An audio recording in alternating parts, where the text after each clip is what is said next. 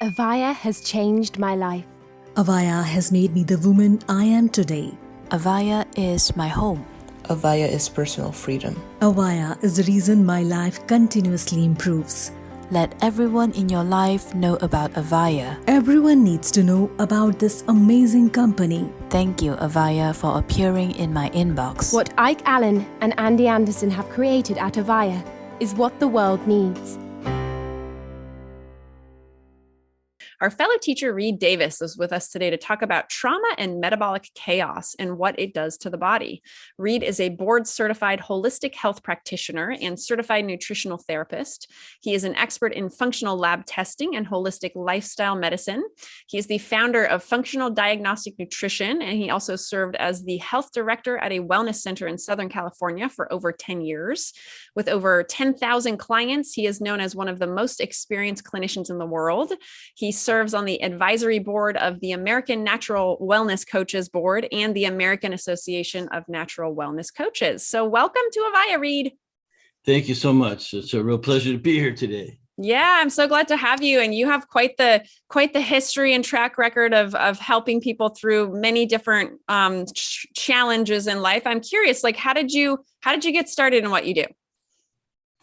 Yeah, thanks. Back in the 90s, I was in environmental law, saving the planet, so to speak, air, birds, water, trees, bees. I was an environmentalist / conservationist and doing some really good work. But I started to turn my attention to what is this environment that's killing birds, and all the evidence of that's very clear at the time for me. Well, what's it doing to people, including me? I mean, I didn't want any, I was getting older. I didn't want anything sneaking up on me. And I just changed careers. I went to work at a clinic and largely to build their business. But I ended up taking this course in nutrition, becoming a certified nutritional therapist. With the owner said I could go with her to her diplomat program. And so it was really an amazing opportunity. And the thing that I noticed, Andy, is that everyone coming in the clinic had already been to 5 or 8 or 10 practitioners. And personally, I never had a health problem. I didn't know what the system was like out there. And so I was flabbergasted. I was actually disgusted in a way. I thought it was a big ripoff. How can these practitioners all be charging you all this money and they didn't help you, or minimal help? And so you went to the next one and the next one and the next one. And this is going to sound really naive because it probably was at the time. But I said, well, I'm going to be the last person you need to see, regardless of what your problem is. So these people are coming into the clinic for natural solutions. They didn't want to take drugs and get surgery and all that. And they were willing to do some work. So I ran thousands of labs on thousands of people. That's kind of my claim to fame back then.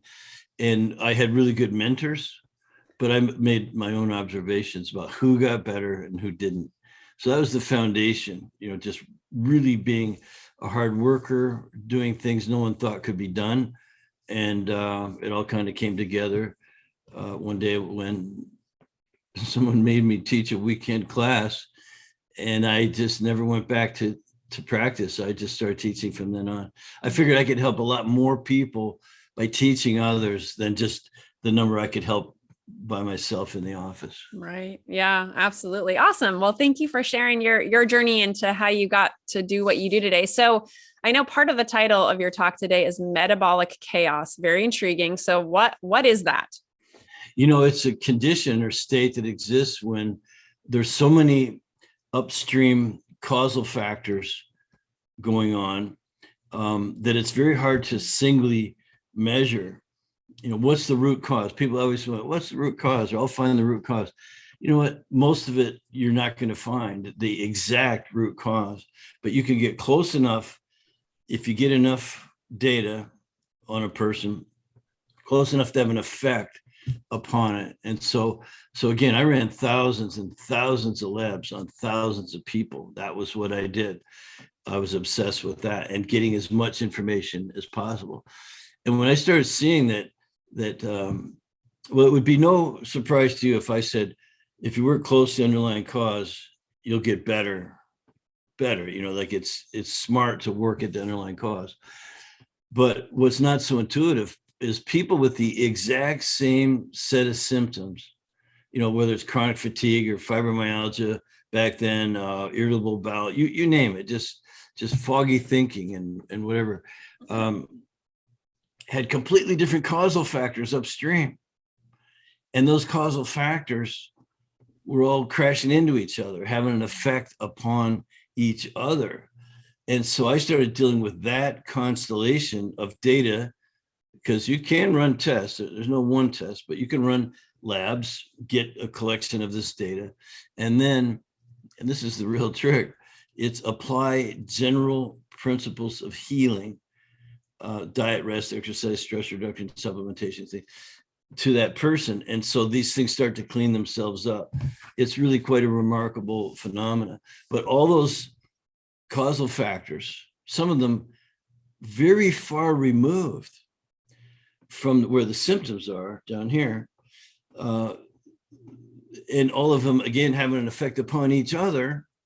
I called that chaos, metabolic chaos. It just kind of popped into my mouth one day as I was studying and working and helping people. And they said, people asked me, do you know what's wrong with me?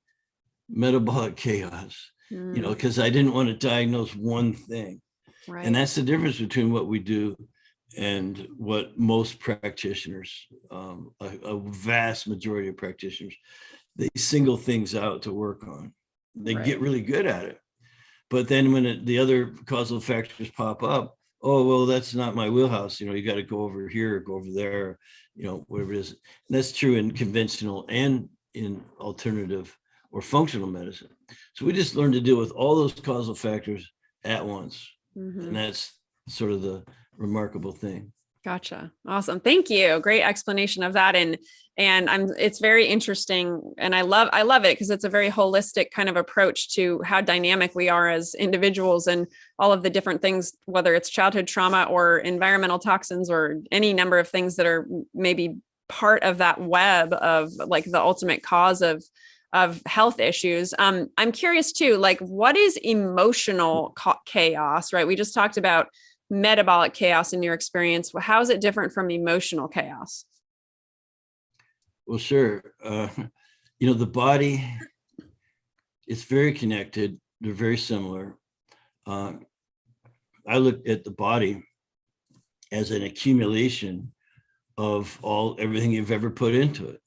So you used to be this big, maybe this big. And then you started eating and you ate and ate and ate and ate.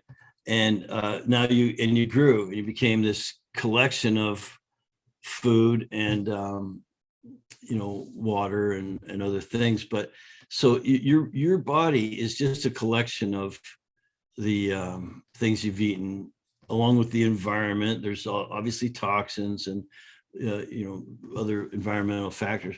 But that's what your body is. It's a collection of stuff. You've collected it over your whole lifetime. And with the mind, I think it's the same thing. It's a collection of stuff, everything that you've been exposed to, whether it be, loving parents and, nurturing and those kind of things, or something else came along that wasn't so pleasant or productive, And so that's hard to get away from, especially for kids, because they don't have the history of being able to, look at a circumstance or event relative to other things. It's just, that's what they know, that you just beat them, or they just had an accident or whatever it might be. So it's tougher for kids, I think. But so both the body and the mind, which includes your emotions, I've heard someone say, they're just juicy thoughts. So you have all these thoughts running through your head, and sometimes they can invoke deeper feelings, or these feelings, but it's still all just a collection of stuff. And both can be very chaotic. What you've put in your body, oh my God, if I look back, I'd be ashamed of myself. And I don't look back too hard. But all the things that happen to you that make up that mind and emotions, it's the same thing. It's a collection. And I think that's where, again, that kind of, there could be chaos in both those areas. And the solution for the mind and body can be the same, to separate yourself from those things. As a I just call it kind of connecting to the source, the intelligence that created the universe and the world and people and everything. And you can get glimpses of that. Sometimes people work very hard at separating themselves from their bodies and minds and emotions. I think that's a good thing. Gotcha. Awesome. Thank you. Thank you for all that. And I'm curious too, in your line of work, in your years and years of helping people, do you see people who have experienced childhood trauma have a propensity towards like certain health conditions? Or I know there's all the ACEs studies, showing that trauma can, put us at higher risk for all sorts of things. What's been your experience? I see it from both angles.